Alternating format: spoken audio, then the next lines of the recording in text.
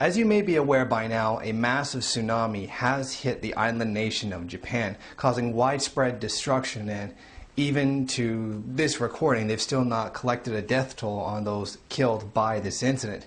Now, what is being ignored by the media is how capitalism, and in particular the profit motive, has been compounding this disaster, making it even worse. And it's now been made even more worse with an 8.8 earthquake that has recently hit. This situation was just like it was in Thailand when the tsunami hit there. One of the things that was a major contributing factor to the deaths that in many situations did not have to happen, was the actual buildings themselves where people lived. Many of these buildings were built in areas where they knew tsunamis hit. There was no emergency access to the roof. Many of them were built on former bogs. They were built on areas that are known for flooding just because of the way they were built. Many of them built on swamps. All of this, particularly this construction in Japan, was done by greedy real estate brokers who wanted to create cheaper housing for people, even though knowing that they deliberately built them on unsafe conditions, unprepared for what was probably going to happen. This has also exposed major weaknesses in their energy infrastructure.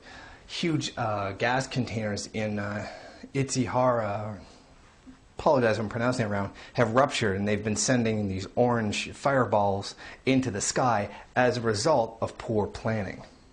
Also, nuclear plants have been affected by the earthquake as well. I mean, this entire situation is a direct result of the cost-benefit analysis. It's something the bourgeois do to calculate safety precautions versus how much money it's going to cost or how much money they can save by not doing it. In fact, this cost-benefit analysis is the single reason why the entire BP oil disaster actually took place. Insane risks were taken just to save a couple of dollars. I mean, this is a huge component part of capitalism. And not to mention the sheer downright stupidity of building nuclear reactors in earthquake-prone areas. A direct answer for this situation would be exactly what Cuba has done. Remember, 2006, Cuba was hit by a Category 5 hurricane with almost no loss of life. Now, the reason why there was almost no loss of life was because they took the time and not the profit calculations to figure out getting safety precautions in so that people could have shelter from these natural disasters, which they know do hit the area. Most of the hurricanes that hit the U.S. come out of the Caribbean. I mean, the Cubans didn't spare really any money in being prepared for this. It's something very unique to socialism, actually being prepared for natural disasters, which is why other countries tend not to end up with things like the whole Hurricane Katrina situation. The Fukushima nuclear plant and the monitoring stations that are near it have detected a leak of certain radioactive elements into the air. The problem is, because of their location, because of the stupidity of building nuclear power plants on earthquake-prone areas, a lot of this nuclear material is probably in the air. Now, we don't know exactly how much of it is in the air because the Japanese media has been placed on a blackout and are not allowed to talk about it.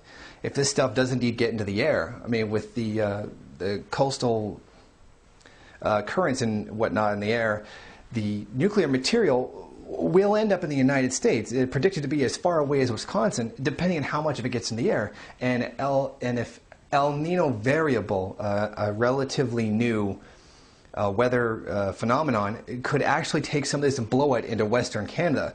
I mean, North America could very possibly be poisoned by this just because the Japanese government, because the entire capitalist system wants to save a couple of dollars by putting a nuclear reactor in a stupid place. What is even more infuriating about this is the Japanese public does not like nuclear power. Between 1990 and 2000, Japan's dependency on nuclear power, which the public was against, rose from 9% to 32%. I mean, this is directly slapping the people in the face.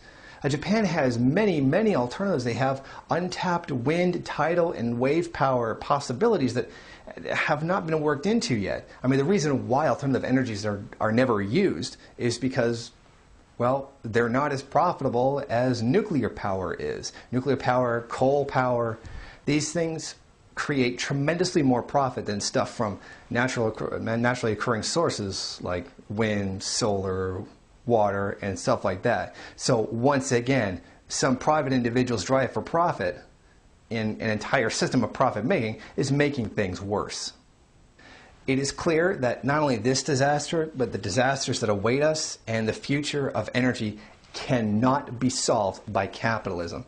The profit motive system will not make a sustainable way of life. The only solution is to take all energy production and place it in the democratic control of the people's hands, so that we can decide not to kill ourselves for profit.